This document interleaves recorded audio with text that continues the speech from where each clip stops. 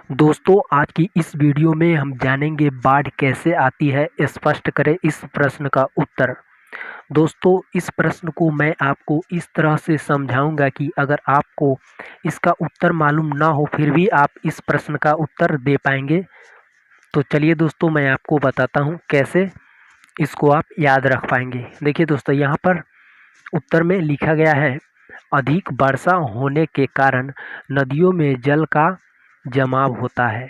तो इसका सीधा मतलब है कि अधिक वर्षा होने के कारण नदी में जल जमा हो जाता है। साथ ही अवसादों अवसाद क्या है? जो सेमार होते हैं, जो घास की तरह होते हैं, उसी को अवसाद कहते हैं।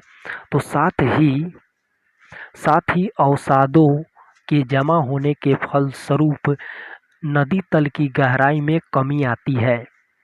नदी तल के वृद्धि होने के फलस्वरूप जल का स्तर धीरे धीरे ऊपर उठता है। यानी कि जो अवसाद है वो अगर नदी के गहराई यानी गड्ढे में जमा हो जाते हैं, जिससे गहराई में कमी आती है और नदी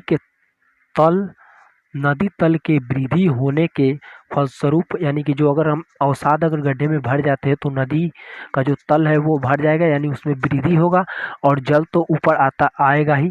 तो जल का स्तर ऊपर धीरे धीरे उठता है, जिसके कारण नदी तटबंधों के ऊपर दबाव पड़ता है। यानी कि अगर नदी के तटबंध यानी कि किनारे इस प्रकार होते हैं किनारे, तो अगर इस पर दबाव आएगा तो यह टूटेगा।